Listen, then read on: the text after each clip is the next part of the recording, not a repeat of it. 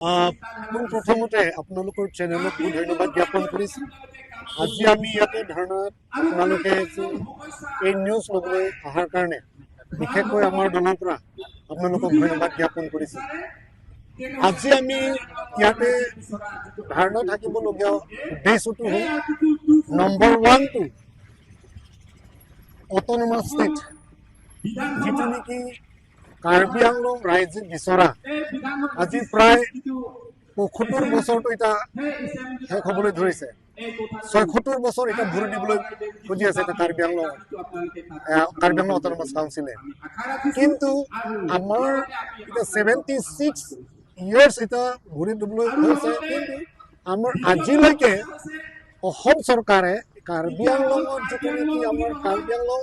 ৰাইজে বিচৰা আৰ্টিকল 244 এই অট'নমাছ ষ্টেট এতিয়ালৈকে ৰূপায়ণ কৰা নাই।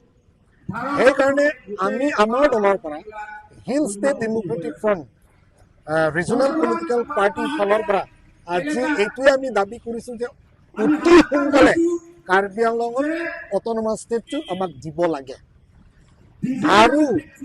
কাৰ্বি আংলঙত বহুতো সমস্যাবোৰ আছে। এই সমস্যাবোৰ সমাধান কৰিবৰ কাৰণে এটাই কেৱল ৰাস্তা যে আৰ্টিকল 244 অট'নমাছ ষ্টেট। সেইকাৰণে অসম চৰকাৰে যদি আমাৰ কাৰ্বি আংলঙৰ যিটো নেকি আমাৰ দাবী, অকল ইয়াত কাৰ্বি বুলি নহয়, বহুতো ইয়াতে কাৰ্বি আংলঙত বহুতো জাতি জনজাতি বসবাস কৰা আছে। সেইকাৰণে আজি আমি আমাৰ দলৰটো HSDF চবেই মিলি জুলি আছে। গতিকে আমি আমাৰ দলৰ পৰাও আমি এটা দাবী যে অসম চৰকাৰৰ কাৰণে অনুৰোধ যে এতিয়া অতি সোনকালে অট'নমাছ ষ্টেটটো আমাক দিব লাগিব, নম্বৰ 1।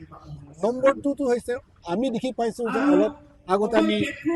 অসমত যিটো নেকি যি বিধানসভাৰ ৰেজাল্ট দিয়াৰ লগে লগে যেতিয়া মুখ্যমন্ত্ৰীয়ে যেতিয়া শপত গ্ৰহণ কৰাৰ পাছত সেইটো দিনা ৰাতিৰ পৰা আমি দেখি পাইছোঁ মূল্য বৃদ্ধি কৰাটো, যিটো নেকি পেট্ৰল ডিজেলৰ পৰা আৰম্ভ কৰি গেছ চিলিণ্ডাৰৰ দাম বঢ়োৱা, আৰু ইমানখিনি নহয় বিজুলীৰ পৰা বিল বঢ়োৱা, আৰু বহুতো শাক পাচলি গোটেইখিনি যিমানখিনি চাউল চব্জি দালি মিঠাতেল গোটেইখিনি দাম বঢ়াই দিছে। সেইকাৰণে এতিয়া আমি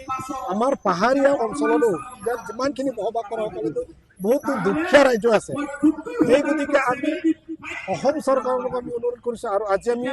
আমাৰ মেমৰেণ্ডাম আমি অলপ আগতে আমি চাবমিট কৰিম যে আমাৰ মুখ্যমন্ত্ৰীকো আৰু আমাৰ গভৰ্ণৰ অফ আছামকো আমি মেমৰেণ্ডাম চাবমিট কৰিম। এই গতিকে আমি অতি সোনকালে আমাৰ এই মূল্য বৃদ্ধি কৰাটো বন্ধ কৰিব লাগে, আৰু গোটেইখিনি পেট্ৰল ডিজেল দামো কমাব লাগিব। যিহেতুকে 80% কাৰ্বি আংলং বসবাস কৰাসকলে 80-90% মানে ইয়াতে দিন হাজিৰা কৰাহে বেছি আছে। সেইকাৰণে বহুতো কষ্ট পাইছোঁ আৰু বহুতো হাৰেছমেণ্ট পাইছোঁ। সেইকাৰণে আমি আমাৰ দলৰ পৰা আজি এইটোৱে আমাৰ দাবী। 3 নম্বৰটো হ'ল যে অসম আৰু মেঘালয় যিটো নেকি আমাৰ কাৰ্বি আংলং বৰ্ডাৰ, এই সকলোতো পাৰ্মানেণ্ট চলিউশ্যন হ'ব লাগে। অলপ আগতে আমি দেখি পাইছোঁ বা যোৱা বছৰো এনেকুৱা পাইছোঁ যে তাতে সদায় অশান্তিৰ সৃষ্টি হয় বৰ্ডাৰ এৰিয়াত। সেইকাৰণে এই সকলো বৰ্ডাৰ এৰিয়াত মানে পাৰ্মানেণ্ট চলিউশ্যন হ'ব লাগে, যে মেঘালয় গভৰ্ণমেণ্ট, আছাম গভৰ্ণমেণ্ট আৰু কাৰ্বি আংলং অট'নমাছ কাউন্সিল মাজতে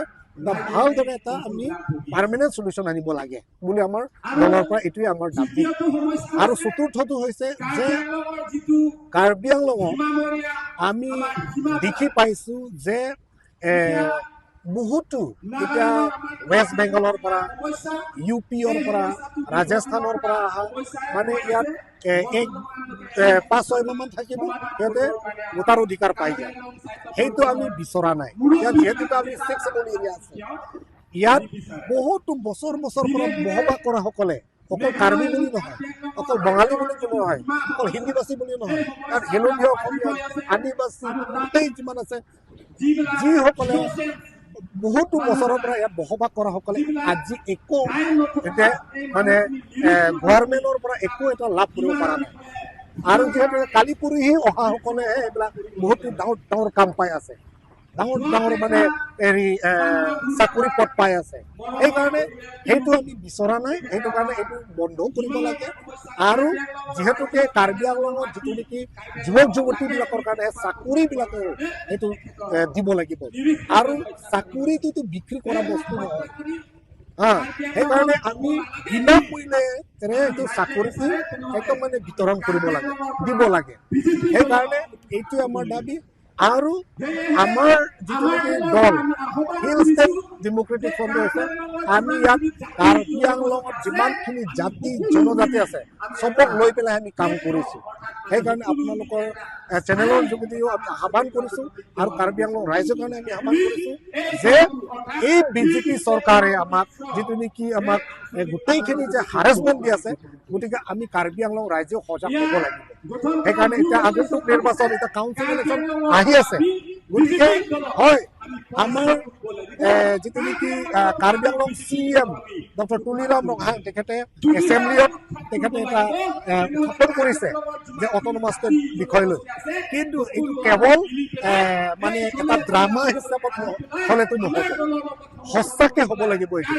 কাৰণ এটা জাষ্ট এতিয়া কাউন্সিল ইলেকশ্যন আহি আছে গতিকে মই এছেম্বলিত গোটেইখিনি কথা অলপ উত্থাপন কৰিলে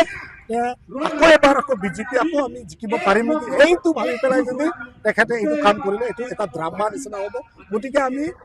আমাৰ দলৰ পৰা অসম চৰকাৰকো আমি অনুৰোধ কৰিছোঁ আৰু কেন্দ্ৰীয় চৰকাৰৰ কাৰণে আমি অনুৰোধ কৰিছোঁ যে অতি সোনকালে আমাৰ কাৰ্বি আংলঙৰ দাবী সেই দাবীটো আমাক ৰূপায়ণ কৰিব লাগে এইটো তাৰমানে এনেকুৱা হৈ আছে যি আমাৰ কাৰ্বি পাহাৰত কাৰ্বি আংলং আৰু ৱেষ্ট কাৰ্বি আংলঙত ইয়াতে ভাল ভাল এডুকেশ্যন চেণ্টাৰ আনিব লাগিছিল সেই এডুকেশ্যন চেণ্টাৰ নাআনি পেলাই ইয়াতে একদম মানে মদৰ যিটো নেকি ডাঙৰ ডাঙৰ মল আপুনি যদি খটখুটি ছাইডত যায় লাহৰিজান ছাইডত যায় বা ইয়াত যিটো নেকি আমাৰ কাৰ্বি আংলঙত চুকে কোনে যিমানখিনি আছে চব মদৰ দোকানেই দোকান ইয়াত ডাঙৰ ডাঙৰ কিবা হেৰি মল নিচিনা হৈ আছে শ্ব'ৰুম হৈ আছে সেইকাৰণে এইটো হৈছে মানে এটা আমাৰ ছ'চাইটিৰ কাৰণে বহুত বেয়া খবৰ বুলিহে আমি পাইছোঁ আৰু এইটো আমাৰ কাৰণে এটা পাহাৰীয়া অঞ্চলত থকা যিকোনো জাতি হ'লেও ইয়াত মানে পাহাৰীয়া অঞ্চলত বসবাস কৰা সকলৰ কাৰণে এটা এইটো মানে বেয়া পথলৈ লৈ গৈ আছে বুলি আমি ভাবোঁ সেইটো কাৰণে অতি সোনকালে এইটো মানে এক্সাইজ ডিপাৰ্টমেণ্টসকলেও বা অথৰিটি থকাসকলেও লাইচেঞ্চ দিয়াটো বন্ধ কৰিব লাগিব তেতিয়াহে আমি কাৰ্বি আংলঙত তেতিয়া অনুমতি নহ'লে উঠি অহা বয়সসকলে কি শিকিব ইয়াত আধা কিলোমিটাৰমান গ'লে তাতে মদৰ শ্ব'ৰুম পাব তাতে অলপ আধা কিলোমিটাৰমান গ'লে তাতে মদৰ দোকান পাব সেইবোৰ ল'ৰা ছোৱালী কি শিকিব মদ খোৱাই শিকিব মদ খোৱা শিকিলে কি হ'ব আমাৰ দেশটো আমাৰ কাৰ্বি আংলঙটো অশান্তি হ'ব পৰিয়ালবিলাকেও অশান্তি হ'ব সেইকাৰণে অশান্তিৰ সৃষ্টি হ'ব সেইকাৰণে অসম চৰকাৰকো আমি এইটো ৰিকুৱেষ্ট কৰিছোঁ যে অনুৰোধ কৰিছোঁ যে অতি সোনকালে এই কাৰ্বি আংলং আৰু এই যিমানখিনি আৰু এটা আমি আপোনালোকৰ চেনেলত আমি ক'ব বিচাৰিছোঁ যে সুপ্ৰিম কোৰ্টৰ পৰাও অৰ্ডাৰ আছে এইটো সুপ্ৰিম কোৰ্টৰ অৰ্ডাৰ আছে যে হাইৱেৰ পৰা 500 মিটাৰ্ছ কিন্তু আমি দেখি পাইছোঁ 500 মিটাৰ্ছটো দূৰৰ কথা হাইৱে কাষতেই থাকি যায় 100 মিটাৰো নহয় 50 মিটাৰো নহয় একদম ৰাস্তাতেই মানে পুৰা মদৰ দোকান মল পুৰা একদম ডাঙৰ ডাঙৰ শ্ব'ৰুম সেইটো মানে সুপ্ৰিম কোৰ্টৰ পৰা যিটো সুপ্ৰিম কোৰ্টত অৰ্ডাৰ থাকিলেও মানে সিহঁতে অমান্য কৰিছে সেইটো মানে আইনটো ফ'ল' নকৰা নিচিনা হৈছে সেইকাৰণে এইবোৰ চব বন্ধ হ'ব লাগিব আমাৰ দলৰ পৰা এইটো আপোনালোকৰ চেনেলক আমি এইটো কৈছোঁ যে অতি সোনকালে যিসকলে 500 মিটাৰ্ছ সুপ্ৰিম কোৰ্টৰ অৰ্ডাৰ মতে আৰু নতুন যিটো নেকি এতিয়া ৱাইন শ্বপ খুলিবলৈ কাৰণে যিটো নেকি লাইচেঞ্চ দিয়া এইটো অতি সোনকালে বন্ধ কৰিব লাগে এইটোৱে আমাৰ ফালৰ পৰা দাবী আমিও ভাবিছিলোঁ যে ইয়াত কাৰ্বি আংলঙৰ পৰাও গৈছে আমাৰ ডক্টৰ তুলিৰাম ৰঙাং CMও গৈছে আৰু মেঘালয়ৰ পৰাও আমি ভাবিছিলোঁ CM নিজে চিফ মিনিষ্টাৰ নিজে আহিব বুলি ভাবিছিলোঁ আসামৰ পৰা অসমৰ পৰাও আমাৰ ডক্টৰ হিমন্ত বিশ্ব শৰ্মা নিজে স্বয়ং যাব বুলি ভাবিছিলোঁ কিন্তু তাত দেখি পালোঁ তাত একো এটা আলোচনাই নহ'ল পাৰ্মিনেণ্টৰ কাৰণে জাষ্ট এটা টেম্পৰাৰী এইটো পিছ মানে জাষ্ট এটা পিছফুলি মানে অলপ সান্তনা কৰিবৰ কাৰণে অলপ দিনৰ কাৰণে যে যি খাচী ব্ৰাদাৰ্ছসকলেও তাত পিডি ফিল্ড যিটো খেতি মাটি সেই কিনা ঠাইত তেখেতকো কৰিব দিব লাগে পাহাৰীয়া মাটি যিমান আছে সেইটো খেতি কৰিব নাপাব লাগে এই ইমানখিনি আলোচনা কৰিব আহি গ'ল তাৰপাছত কিছুমান গভৰ্ণমেণ্ট স্কিম তাত ধৰিব বুলি কৈছে সেইটোতো এইটো পাৰ্মানেণ্ট চলিউশ্যন নহয় পাৰ্মানেণ্ট চলিউশ্যন যিটো বৰ্ডাৰ সেই বৰ্ডাৰ ইছ্যুটো পাৰ্মানেণ্ট চলিউশ্যন হ'ব লাগে আৰু এইটো পাৰ্মানেণ্ট চলিউশ্যন আনিবলৈ হ'লে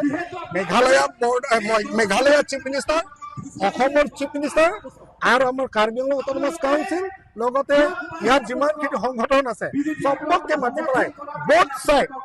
এটা ভালদৰে আমি মানে পাৰ্মানেণ্ট আজিৰ পৰা এইটো এটাই আমাৰ সীমা এইটো সীমাটো